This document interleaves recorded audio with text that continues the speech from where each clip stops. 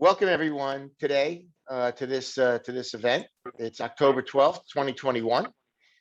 Thank you for joining us today. I'm Phil Santonzi, Program Chair for ASQ Section 1510, Southeast Florida. Welcome to this monthly presentation. If you'd like to know more about the ASQ Southeast Florida Section 1510, please check out our website at the Communities tab of the myasq.org website, and join our LinkedIn group, which is also by the same name, ASQ Southeast Florida Section 1510. We are being recorded tonight, and as I say, the recording will be uploaded to the ASQ 1510 YouTube channel. You can check out this recording and all the previous recordings that we've got there, which date back to the beginning of the pandemic, as you can imagine. You will receive an email indicating and verifying the recertification units that you receive from this event tonight. You can also refer at any time to the myasq.org website, again to our communities tab, and find the files there for any previous meetings that we have recorded, and you'll be able to get that validation for your recertification if and when you need that. I would like at this point to introduce Steve Kramer, who's our section chair, and he may have a few words of welcome. Steve? Hi, I'm Steve Kramer. Here's a few words of welcome. Welcome. Great to see everyone. Actually, we've got great turnout, 32. That's awesome.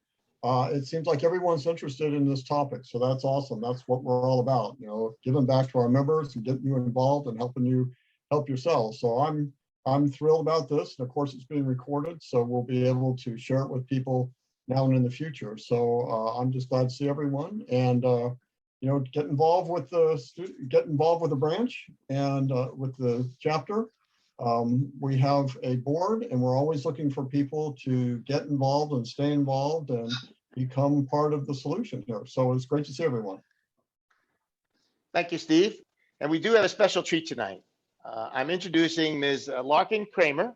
She's one of the two winners of this year's ASQ 1510 Orlando Acevedo Scholarship. And the scholarship program is named, obviously, after Orlando Acevedo, who was a multi-year leader of ASQ Section 1510 before his passing in 2002. And he was instrumental in founding this scholarship program. The purpose of the scholarship is to support students by defraying some of their educational costs in pursuit of college education. Our intent, the section's intent, is to select candidates based on their ability to comprehensively, logically, and thoughtfully support their written response to the question, what does quality mean to me? Larkin Kramer did that this year, again, one of two winners, and we want to give her the opportunity to be introduced to you, to her to meet a few of our members anyway tonight, and to talk and to answer some questions. Larkin, I turn it over to you. Congratulations. Hi. Thank you so much. Thank you all for having me. As Phil mentioned, my name is Larkin Kramer. I'm a student at NSU. I'm a part of the Huizenga Business Innovation Academy, which is a 3+1 MBA program. I'm majoring in entrepreneurship with a minor in venture creation, and I'll graduate with my MBA in 2024. Anybody have any questions? You introduce yourself to Larkin and ask a question. Yeah, what are you going to do in March? What's coming up that's going to be fun in March? Funny you should ask, Dr. Kramer. So I recently, just last week, I got accepted into the Disney College program, which for those of you who don't know is a internship in Walt Disney World, where I will be living on property and working pretty much full-time hours from March 7th to August 25th. Quick question, Larkin. What made you Yes, sir. decide on entrepreneurship? By the way, I'm Hervé. I'm also secretary on the ASQ 1510 board. Awesome. Well, what made me choose entrepreneurship is just the well-roundedness of it. If I go into a certain concentration, say marketing in business, I learn about marketing, where I feel like in entrepreneurship, it really gives me a better opportunity to kind of figure out what I want to do, because I will gain experience in all the fields of business. Okay. Is it because you have some business idea brewing in the background that maybe later on you want to take to fruition? A little bit. I'm thinking right now, probably consulting, since I will have that MBA under my belt once I graduate. But Mhm. I don't know, just kind of figure it out as I go. Last question. Any relation to Dr. Kramer? Possibly. That man might be my father.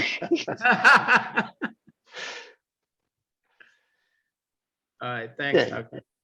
Anything Yeah. else? Anyone? Okay. Well, I want to thank you, Larkin, for coming to our meeting this evening to introduce yourself to the group. Thank you very much for coming again, and good luck with your studies and good luck with the Disney program as well.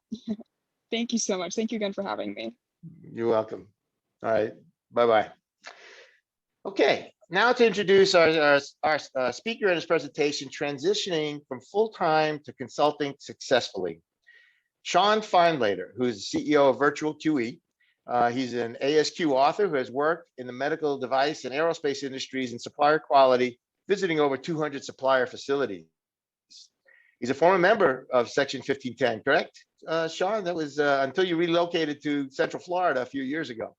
Yes, it's on-site arrangement chair. Right, right.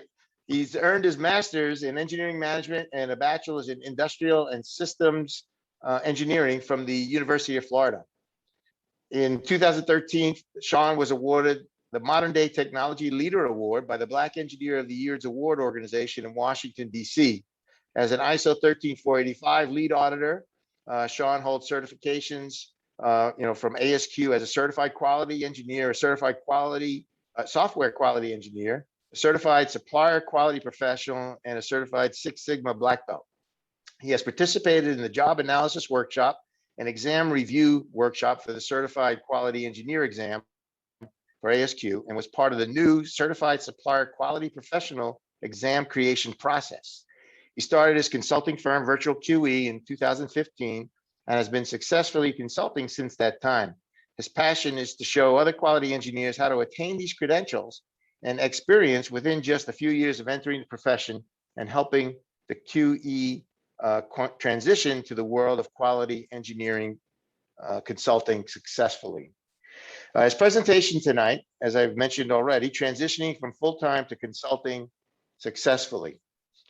The ASQ, as you all know, the ASQ quality body of knowledge is the sum of all information relating to or concerning quality with practical and academic content and data on defining, achieving, measuring, controlling, and improving quality.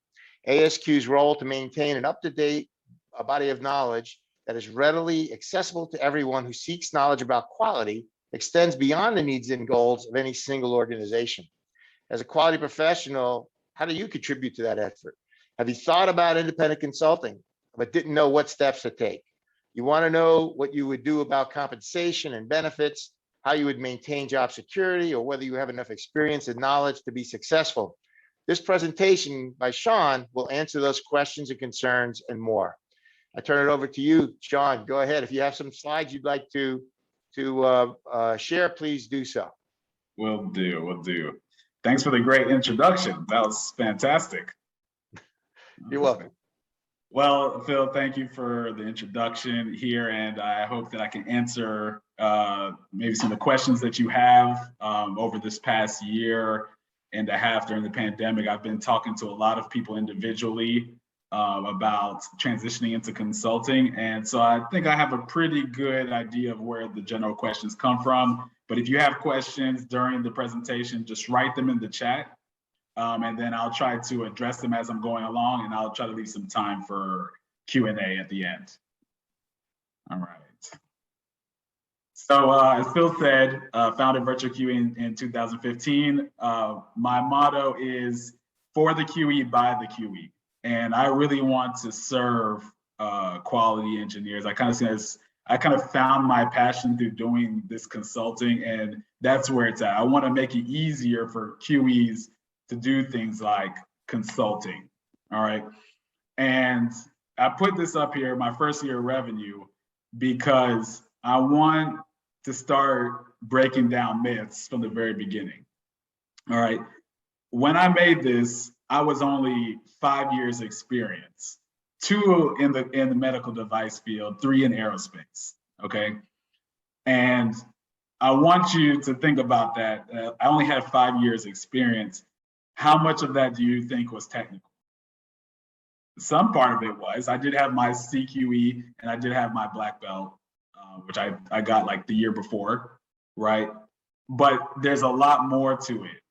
That's more than just the technical knowledge.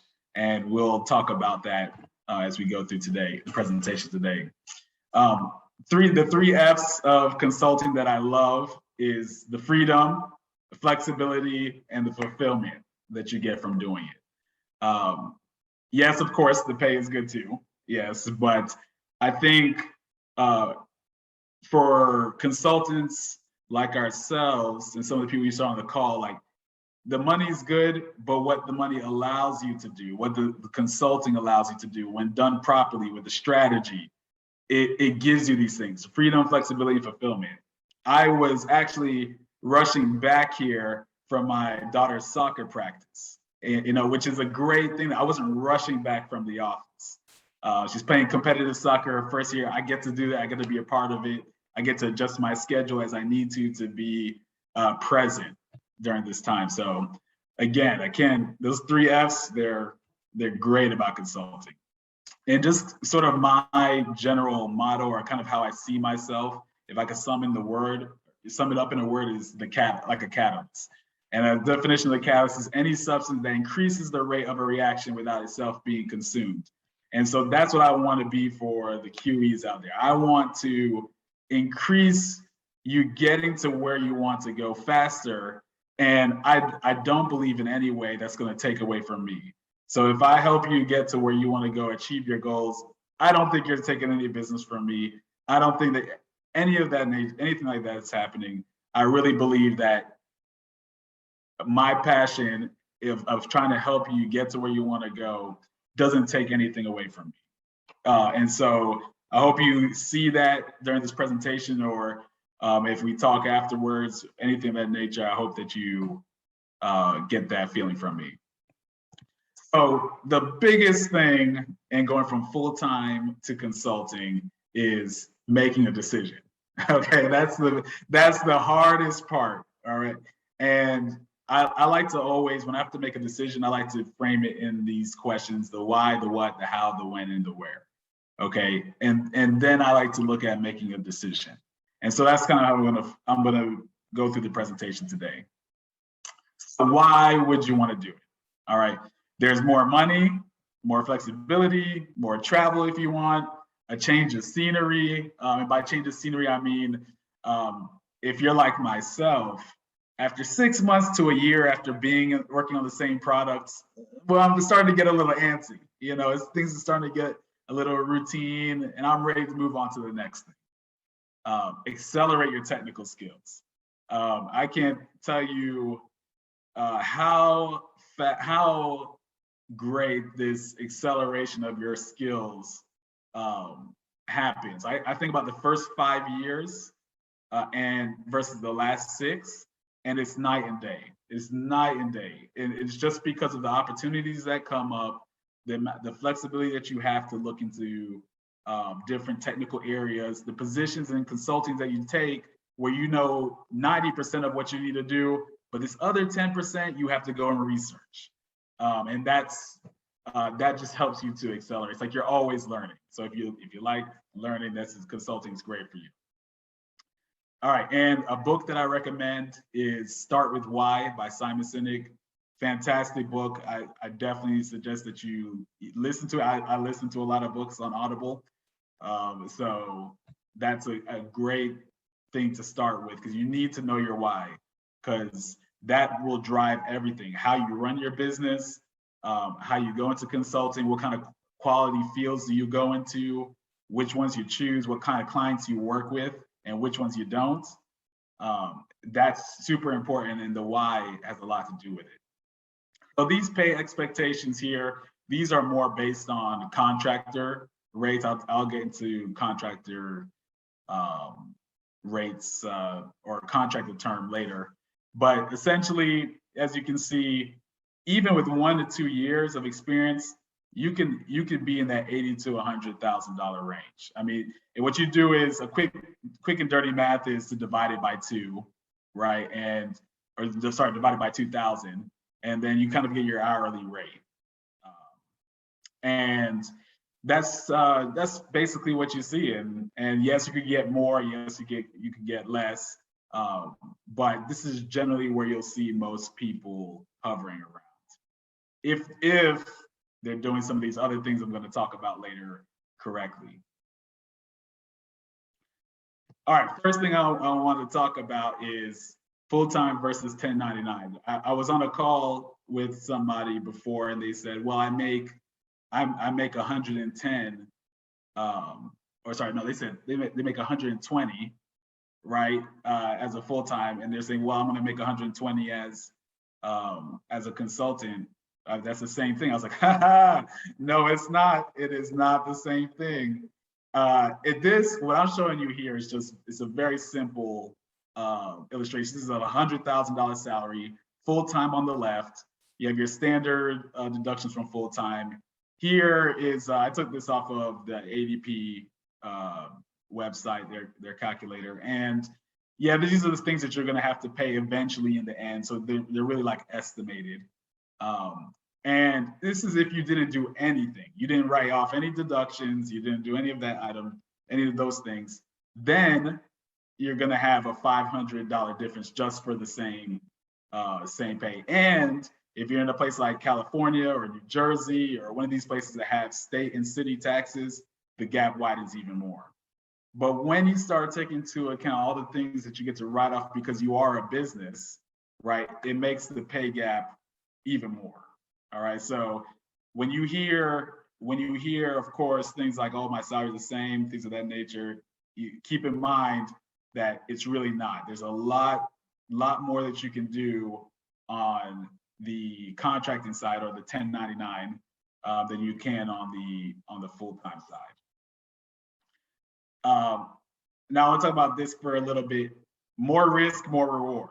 Okay, you've heard that statement before, and I want to highlight this sort of inverse relationship. As your perceived security goes up, your pay goes down.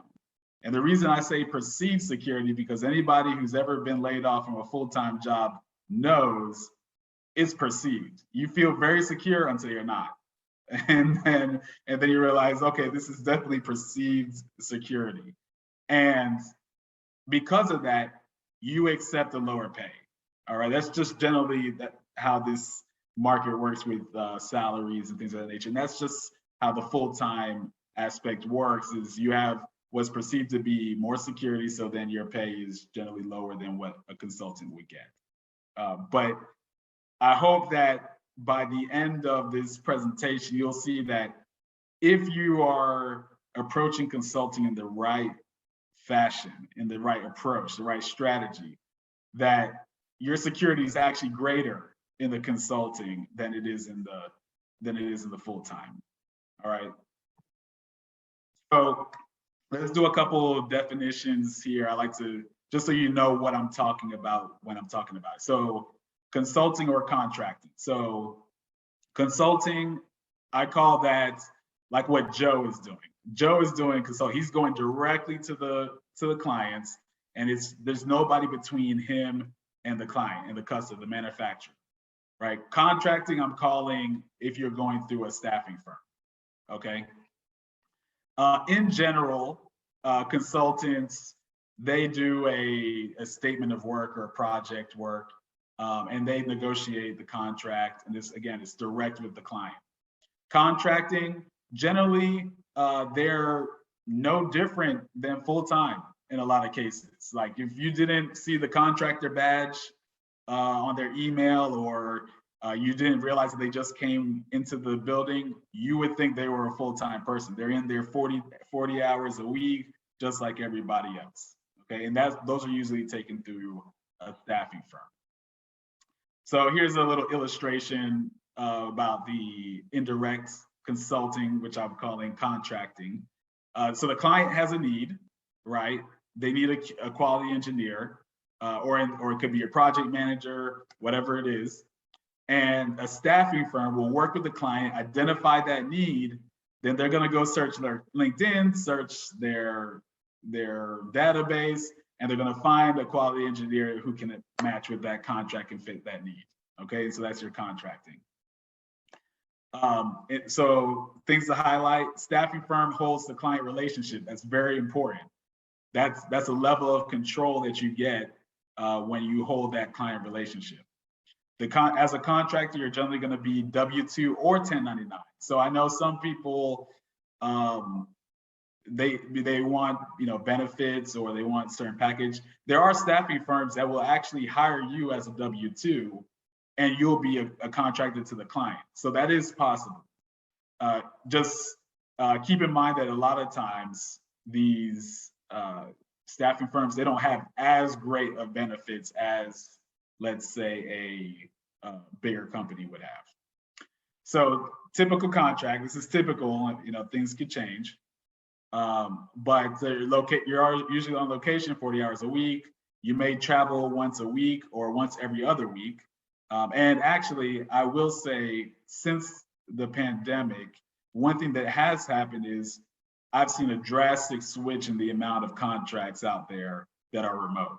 So if that was a barrier of entry for you, it's been almost reversed in a lot of cases, where many wouldn't consider remote work. Now many are considering it. So it's definitely, as far as getting into consulting, a great time to do that. Expenses are generally paid by the client. Your pay is usually 35 to 70% higher than a full-time, and usually the length is talked about in terms of 3, 6, or 12 months. And when they want it to go longer than 12 months, they'll say something like 12 months with a strong possibility of extension. And that's because you'll start getting into this, are they full-time, are they independent contractor relationship with the IRS. IRS does not like to see mingled. And actually, that's usually the limit as to why your contract will be forced to end by the company's policy, let's say after 2 years or 3 years. As far as indirect contracts, the pros of it, they're relatively easy to find, very fast to onboard. There's been cases that I've seen where within 1 week, from the time to talk to the recruiter, interview with the hiring manager, on site the next week. I've seen that happen for several consultants. The cons, it is better than full-time, but you're still a middleman. And you are still working like a full-time person as far as the 40 hours a week, and you potentially have this travel that you have to do. And so you don't get as much freedom and flexibility over time, but you do get more. You're not, there's no expectation for over 40, like I'm seeing, which is very prevalent in full-time these days. I mean, I'm seeing 50, 55 hours a week making the same salary. And so your per hour cost as a full-time goes down at that point. Now, the other part that's a con is that you have less control of what we call after work. And after work is when you're there on site and you see, oh, this is a problem, but that over there, that is a big problem. If I could get my hands on that one, that's a lot of money. But you don't have the opportunity to get to that because that is the staffing firm's client relationship. And you don't ever, as far as like a consultant etiquette, don't ever take the business from or try to funnel it off for yourself if you're working for a staffing firm, because it'll just get you a bad reputation. And especially in medical device or aerospace or automotive, these highly regulated industries are very, very small. So you don't want to get that kind of reputation. Direct consulting. This is where the client needs a QE and they have some kind of quality engineering need. And you as the consultant work directly with the client. Now, sometimes you may do the work yourself, or you may farm it out to somebody else, in which case you're acting as a staffing firm Or you may just partner. To Steve's point, as he was saying earlier in our session before, that the networking, sometimes you're on somebody's radar. It's a great way to get work sometimes, and it might be just what you need for that moment to fill in. Maybe if you're in between projects, or you have a project that's kind of light, it's not really filling up your time, or as far as your salary or your pay. That's something that you can do that's very, very good and very, very important. We'll talk about networking more in a bit. Direct consulting, you get to hold the relationship. Most important thing, you have the client relationship, all right? And you get paid directly by the client. Now that is kind of like a pro, and that's kind of like a con, because, you know, if you didn't know what net terms mean, you will. You will when this happens. Because basically, what the staffing, one of the things the staffing firms do for you in the contracting arrangement is that they will pay you bi-weekly or monthly, whatever's agreed upon, regardless of when they get paid by the client.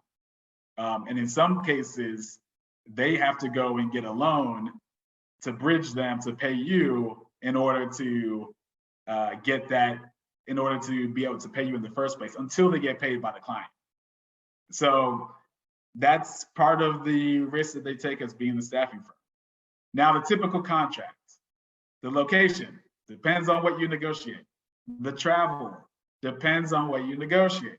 Expenses, it depends on what you negotiate. And guess what about the pay and the length?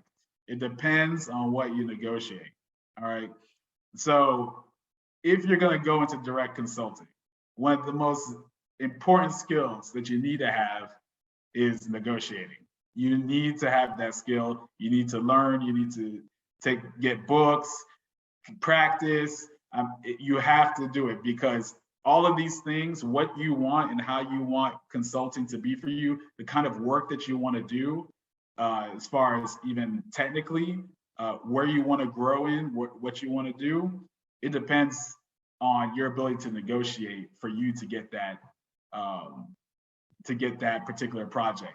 It sounds all great and good, and everybody says, "Oh, I would love to have the $300,000 contract. That'd be great. I would love to have it." But wait until you actually get to the point where you see the $300,000 value in the project, and you think that the customer does too, but you have to ask them for it. That's a different story, all right? And you have to convince them that you're worth that $300,000. It's a different story, okay? Or the $30,000 or the $50,000. Those are bigger numbers than you're probably used to talking about if you're in full time. So it's a different story when it's your pay that's going to happen. All right, direct consulting, pros and cons. Pros, it has the best pay. You get to choose the details of the work, and you control any work that you find afterwards, all right? The cons is that it's harder to find. It takes longer to onboard. Sometimes it could take even up to 3 months. And part of the cons, and I think it's a pro, but I know most people are going to see this as a con. Success completely depends on you. If you're going to go into direct consulting and you're going to be successful, you cannot blame anybody but yourself. If the deal didn't go through, you didn't know enough to be able to negotiate it right. You didn't know enough to ask the right questions. You didn't know enough to qualify the buyer in order to, so you know that you should even be wasting your time talking with this person. All of these things, you have to take responsibility for your success. If you don't, then all you're gonna do is blame somebody, and you're not gonna look for the solution. And one of the great parts, what I think that makes quality engineers very, I would say have a little bit of an advantage on other types of consultants in other types of fields, is that we're problem solvers, okay? We can get to the root cause of things if we focus on it, but if the problem is everybody else, you're never getting to that root cause, okay? So I want you to think and have the mindset that success depends on you, okay?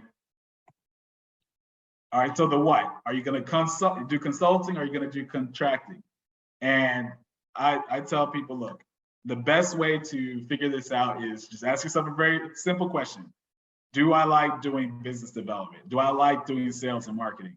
Does the idea of picking up the phone and calling a potential client or going to a place and networking with somebody, does that feel very scary to you? If it feels scary to you, you probably shouldn't be doing it. And I mean scary in the sense of not scary like, oh, I'm about to give a presentation that I enjoy, but you know, I'm a little nervous before the presentation. I'm not talking about that kind of scary. I mean, you're pausing for days to go and do it, right? Then it's probably, you probably want to lean more to the contracting, right? Where you can come in, you can do the technical work, and you're basically relying on the staffing firm to do the business development for you. Now, how? All right, you network, and you network some more. Okay, very, very important. You got to network. I cannot say how important this is. This is just this is the key. This will make or break. There are consultants out there that they simply do word of mouth, right? And they can do word of mouth because they have a great network. When somebody calls them and says, they tell their other person, their referral about it, they're like, oh, I've heard of them. Or, oh, these other 5 people, these other 6 people have used them. You know, it helps you out quite a bit when you network in more ways than you think, all right?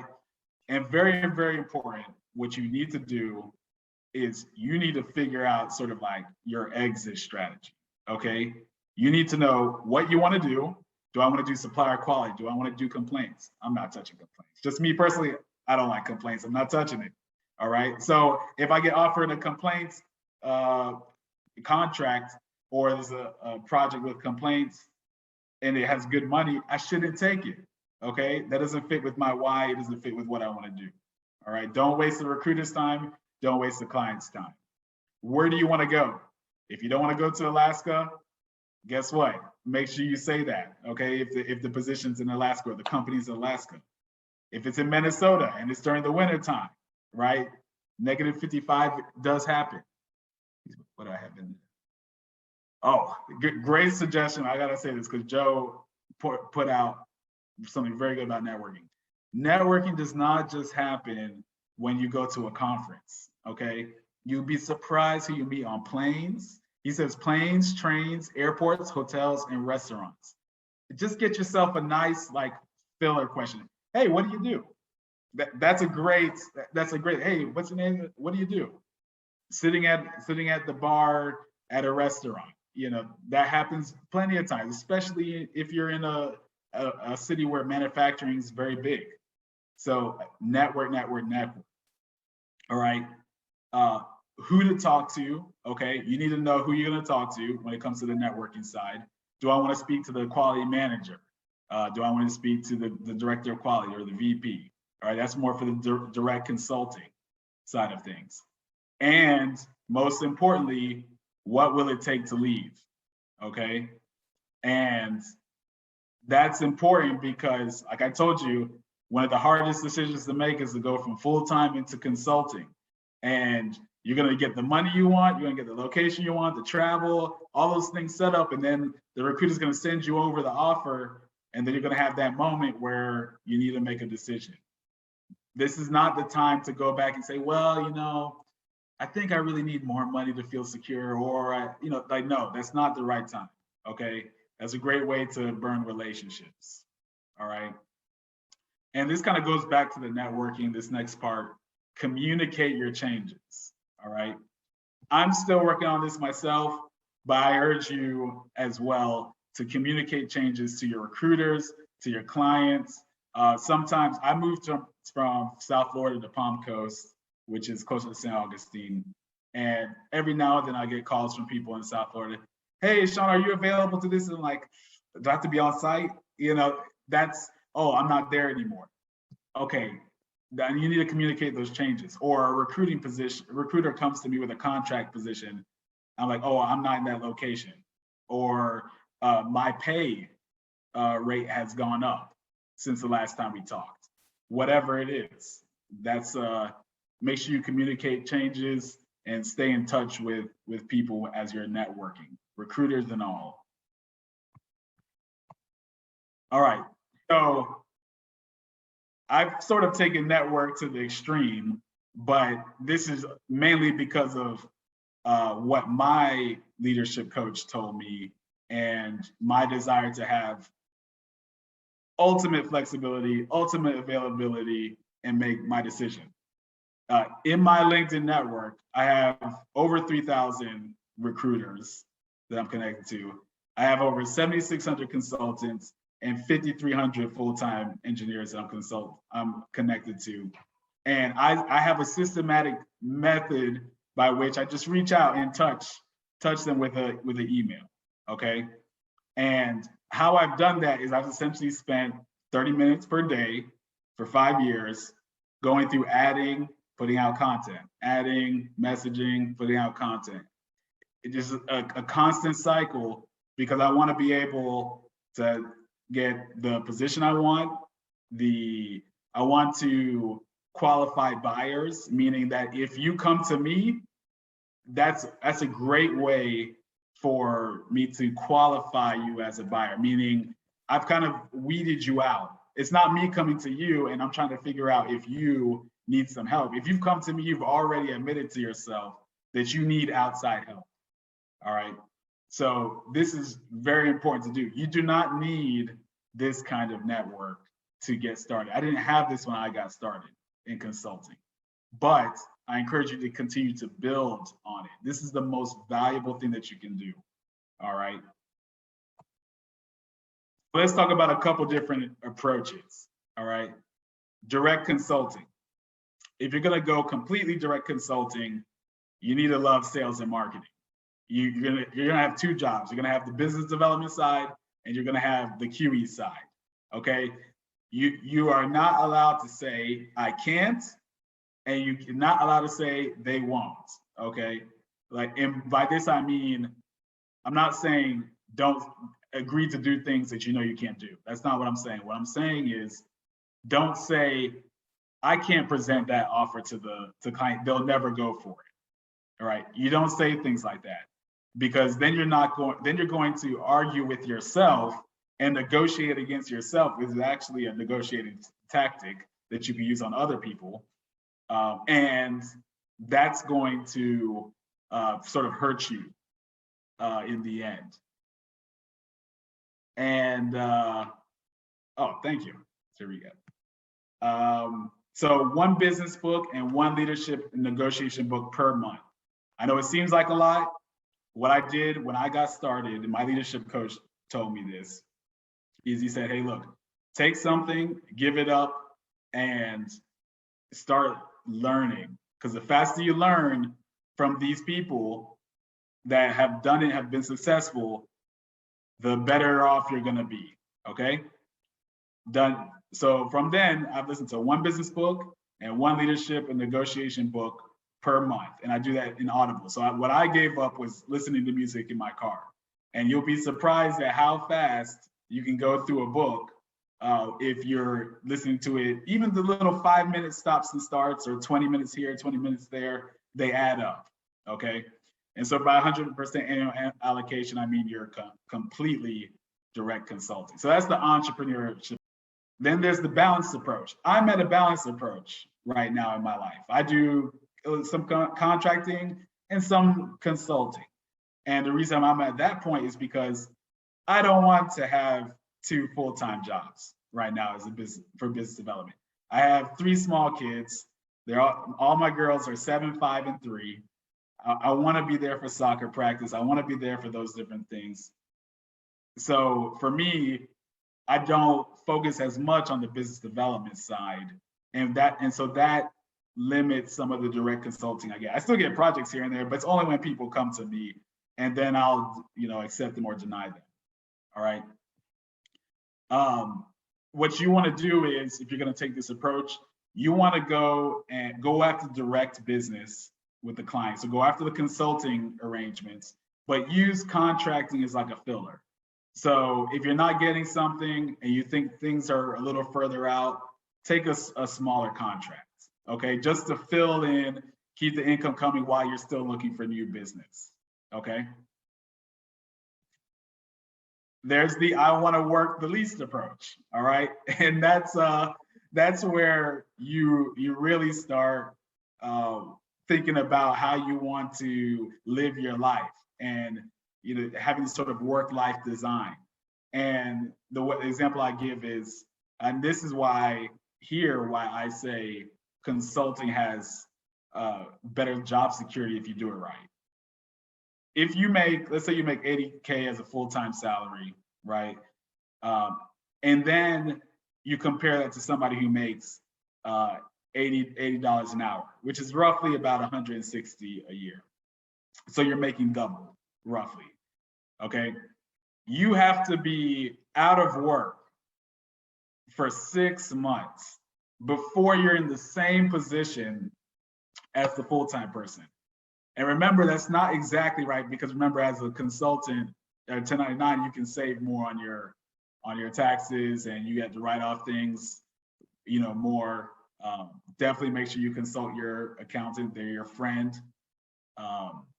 So keep that in mind. You can be off 6 months out of the year, 3 months out of the year. There's a consultant I was just talking to a month ago. She took the entire summer off, went traveling, and then she started putting out, hey, I'm ready for contracts. And then she's going back and doing it. It's how she wanted to live her life, okay? And but the key to this is that you live at a certain level. Don't go living at, actually, I'm not gonna steal my own thunder. I have a slide on that later. I have a nice title for that, for what happens when you do that. Then there's the I just want to work approach. As far as the indirect contracting, you don't like sales and marketing, but you love to work, you love the technical aspect, you love the different projects. Just go out there and go take your contracts. Network, go for contract to contract, and make the money if you want to pay off debts or save money, whatever it is. Or you just don't want to be bored. There's a lot of people who retire I talk to, and then all of a sudden they're like, hey, if there's anything out there, Shawn, not too much, but if there's anything out there, let me know. Okay, and I'm like, that's what I thought. You don't want to do that. You don't want to just retire. You worked so long for so many years. You generally you still want to do stuff. So yeah, there's an LLC. I always recommend it. You want to be sophisticated. You want to protect yourself liability wise. There's tax savings, okay, that you can get when you're LLC. Talk to your accountant about that. You ask them about being an S corporation, being taxed as an S corporation. All right, they can explain that to you. Then you get liability protection. All right, and this protects you so that only things that happen in the business, if something happens while you're on the job, which I haven't seen happen to anybody. I haven't seen anybody ever been sued for their consulting, job that they did. But it's possible. It can happen. People can trip. Things of that nature. General liability.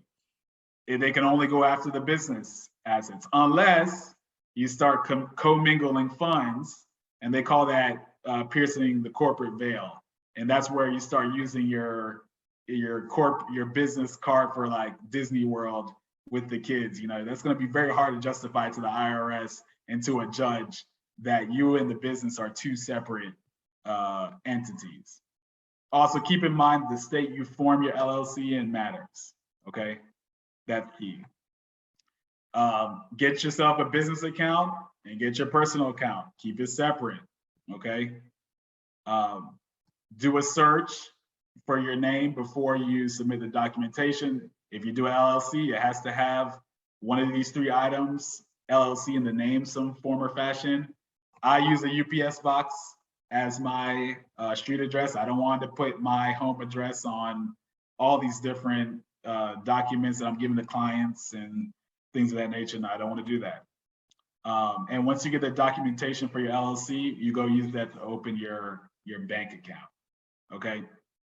The 2-year mark in being business is very important because a lot of institutions like banks and dealerships and things like that, they like 2 years because most businesses fail in 2 years. A lot of them fail in 2 years.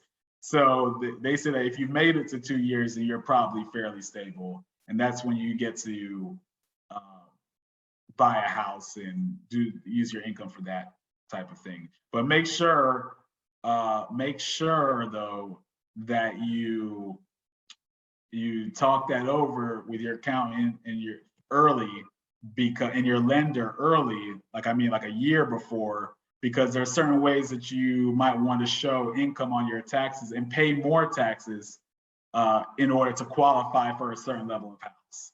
That's sort of the con of taking all the deductions that you can. Okay. From a bank account perspective, choose your bank.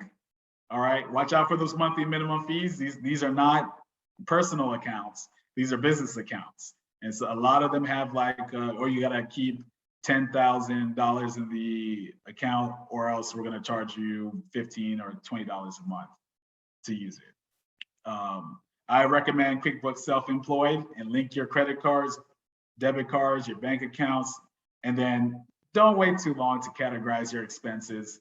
If you wait too long, it's just going to be too much. Tax time comes around and you're spending a whole week and your accountant's like, hey, March 15th is coming up. It's coming up. Oh, by the way, March 15th is your business deadlines and April 15th is your personal. So some of those things changed. And somebody mentioned in the pre-session about quarterly taxes.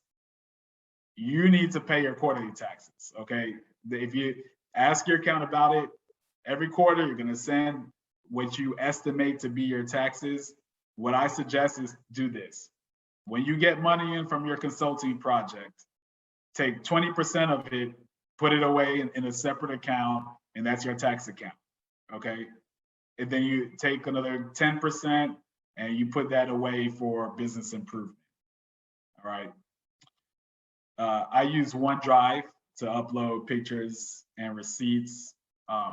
And part of the reason I'm going through all this with you guys is I want you to see how practical and how straightforward it is, right? And the information's out there, okay? Choose your accountant wisely. Choose one that goes with consultants because they're not all the same. Everybody has their specialties. And I have my accountant's name on here. If you want to ask any questions or anything like that, he's very, very good at answering. He's an educator. He has some YouTube videos out too, so he might even have answered your question through YouTube videos. But definitely make sure you take a look at that. You want to understand your business entity. Your LLC receives the profits, okay? You have to kind of think of yourself as two different people here. There's the person who works for the company, you as a consultant, right? You pay yourself a reasonable wage and the rest goes to the owner, all right? And if you talk to your accountant about that, they'll guide you on what I'm talking about. And you just need to tell them that I want to be like an S corporation, taxed as an S corporation, okay? You'll see mine says Inc. on it. And I used to be an LLC, but I became a C corporation only because I raised the money before for a product. So I had to, in order to raise money, I had to, and have more than 100 investors, I had to change over to C corporation, okay? But that's something that you won't have to worry about unless you really, really want to go down the entrepreneurship roller coaster. So insurance, general liability protection, must have it. It's cheap, have at least $1 million minimum. It shows the client that you're serious, all right? And what I suggest to all the people that I coach or I talk to is get professional errors and omissions.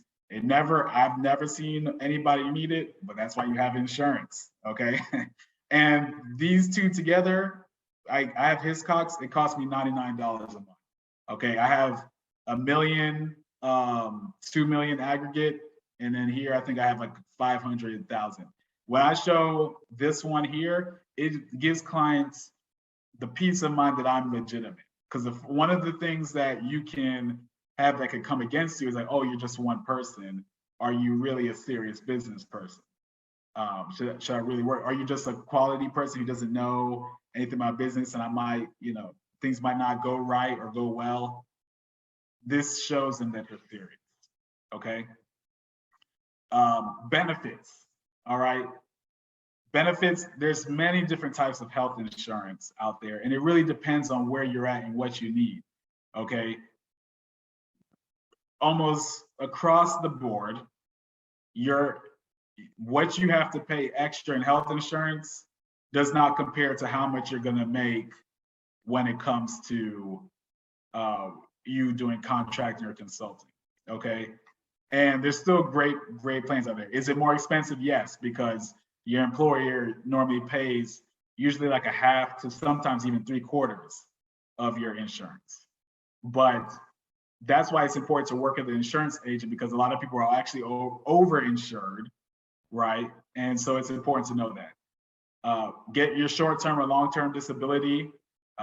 You can do a 401k or a Roth. Now, this is what I tell people about benefits, because I know this is like one of the #1 fears that people have about going to consulting. The whole reason why you want to go into consulting or contracting is because you want more control over your life. If you don't want more control over your life, you do not need to go into consulting. There are much better things that you can do by simply just putting your money in a 401k. Okay, that 401k is good, especially take that match. Okay, if you got the match, you take that match.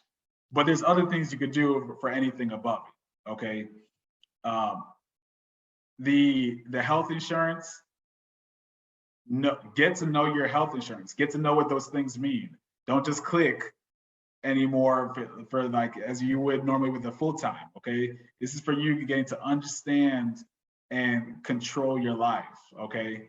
So that's that. When it comes to benefits, that's what I tell you to do. You can get everything, and I guarantee you can control your life better than the company you work for or the government. I guarantee you, because they're really in it for themselves. They are giving you what they think, the minimum they think they need to give you in order to keep you. All right. And again, as soon as you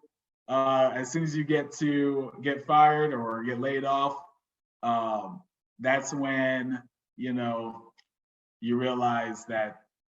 I always say get quotes for those things, work it into your rate. You know what to charge them. All right. This goes back to the why. If you go back to the why you're doing it, that answers all the questions. Okay. Go EIN number. It's like your social security number for your business. It takes 5 minutes. Make sure you do it. The where you should live. Everybody in South Florida is in a great position. Okay. First of all, you're in the air. You have access to 3 major airports if you want to travel, right? You have medical device companies, you have aerospace companies, you have a bunch of manufacturing that's in your area, okay? So it's a great place to be a consultant, all right? Great place. If you're gonna go somewhere else, you wanna make sure that you're by airport hub. Doesn't mean you're always gonna travel, but you want the flexibility. Exit criteria, something I want to talk about real quick.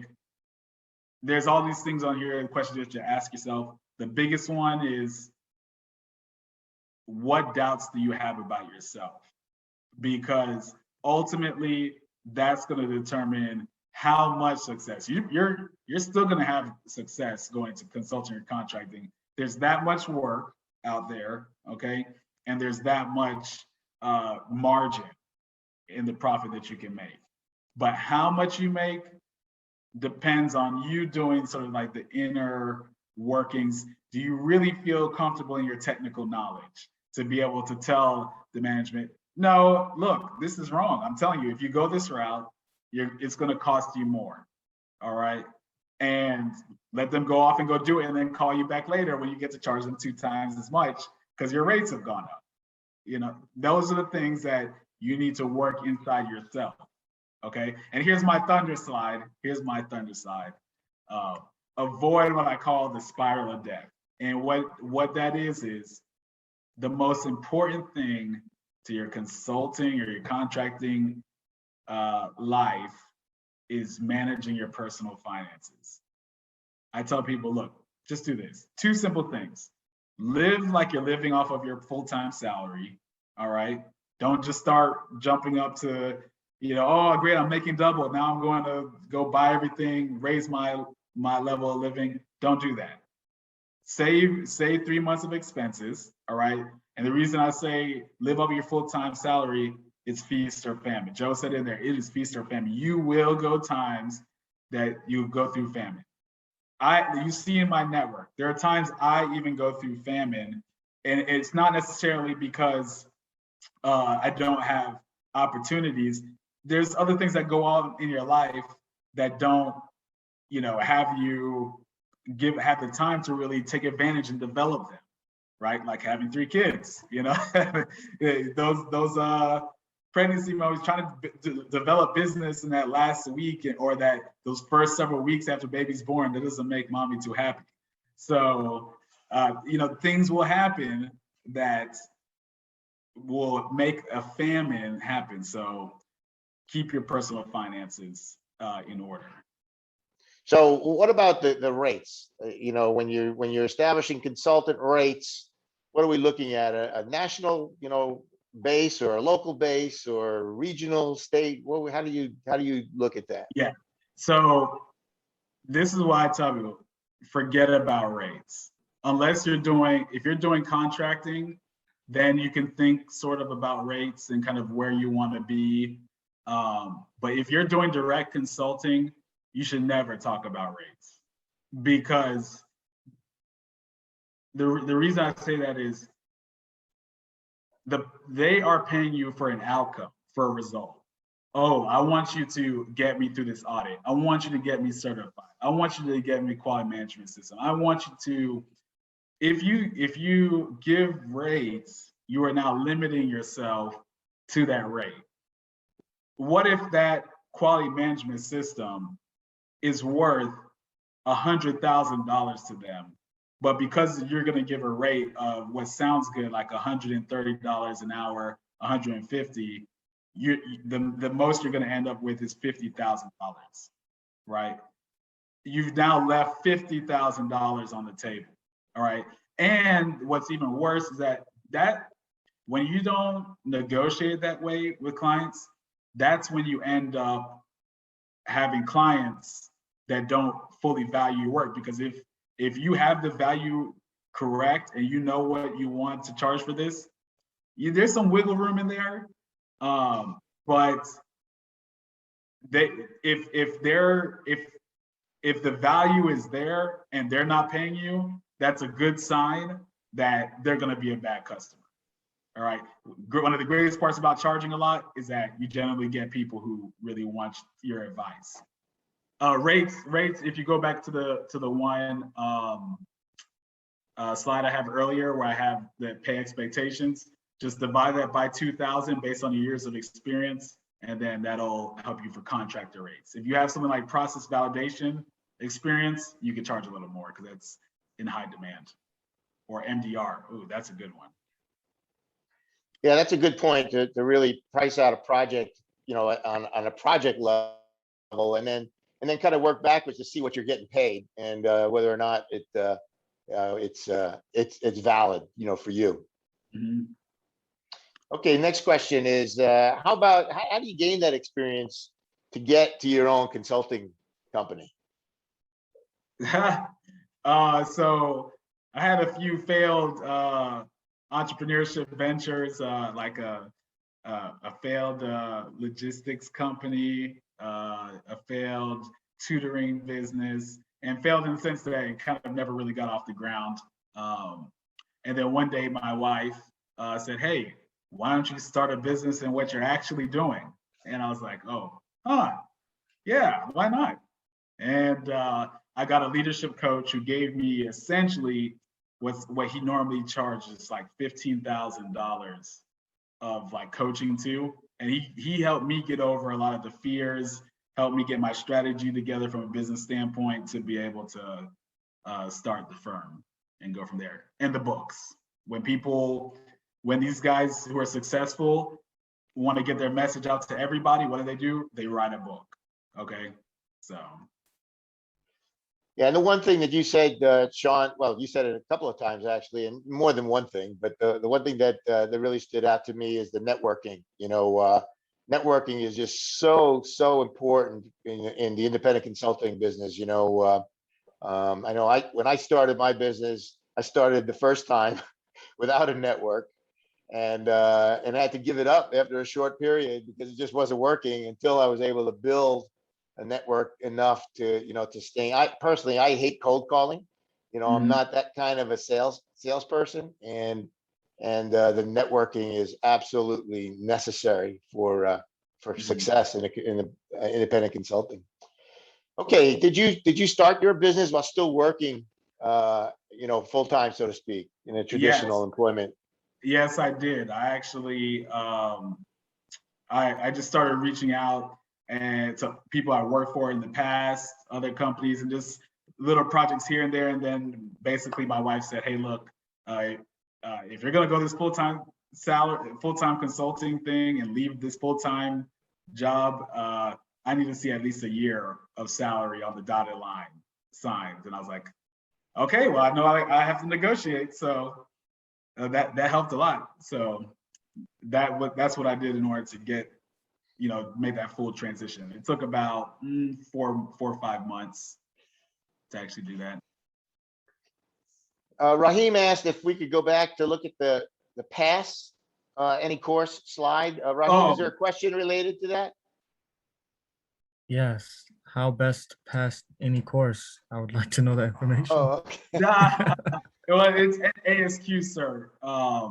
So like I said, I only had 5 years experience. So what was pretty key to kind of solidifying a little bit of credibility was the CQE and the black belt. Some people say, oh, certs don't mean anything. You still like, hey, look, I don't care what anybody says. You saw the 4 certs on my name. You probably assumed that I might know what I'm talking about. And even if you decide you're going to try to prove me wrong later, you're probably going to assume that I know it technically. So it's very key.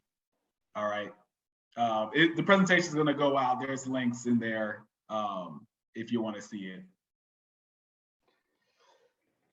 Okay. How about elaborating on your method for expanding your network on LinkedIn?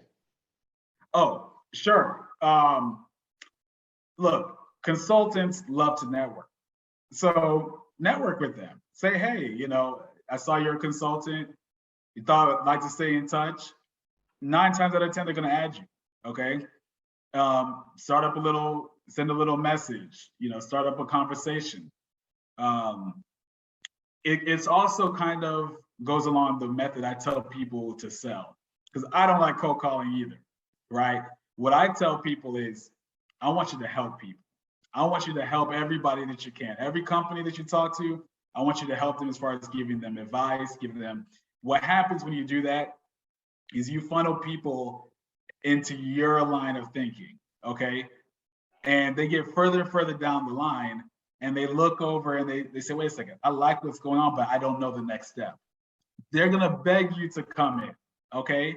And then you actually will start raising your prices because you just don't have enough time. You're like, hey, I would love to get to you, but I have these other clients. They will ask you, hey, how much do we need to have to get your time? It's gonna happen. So just help people.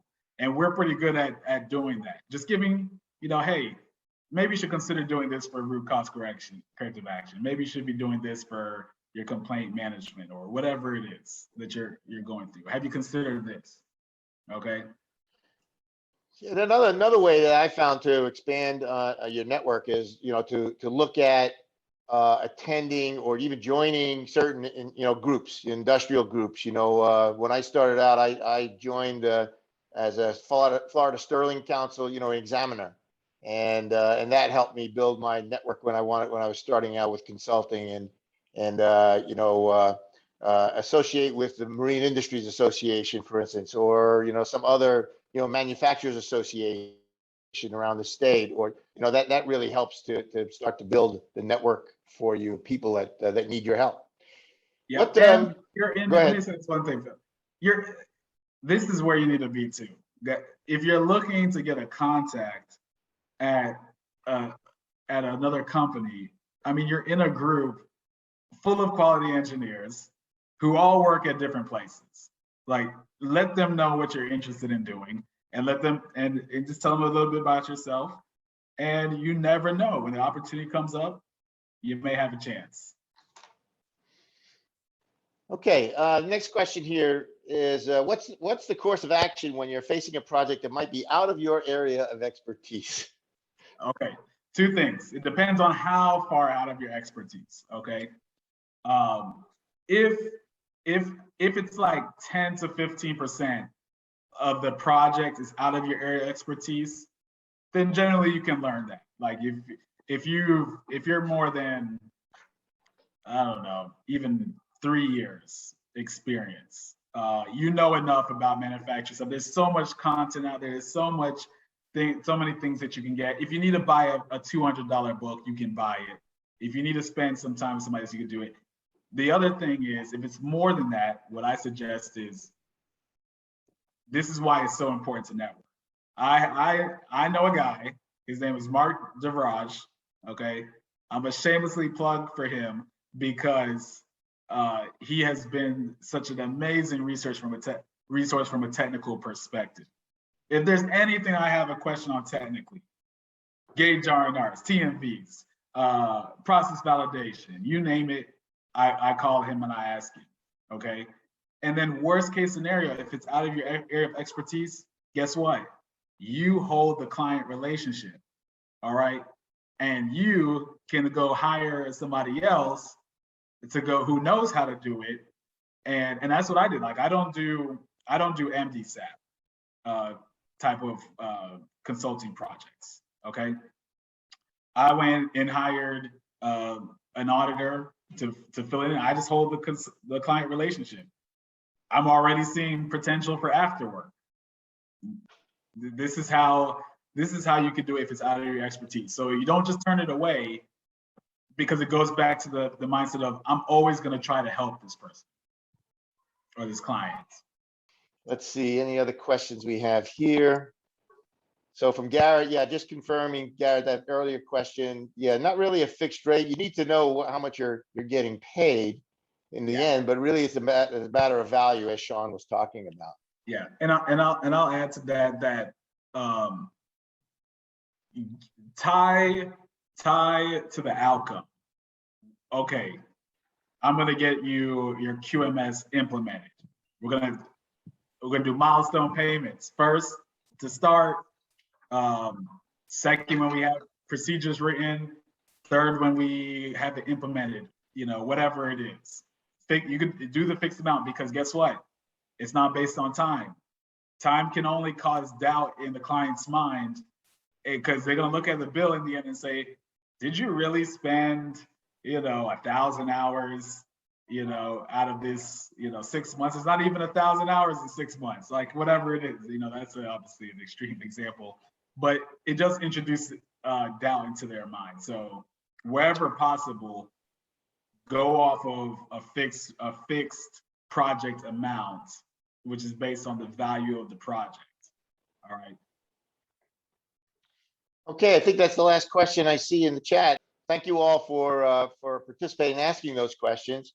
And Shawn, I want to thank you again for presenting tonight and bringing this information to our members. So on behalf of the board and membership of 1510, I do want to thank you and I appreciate it.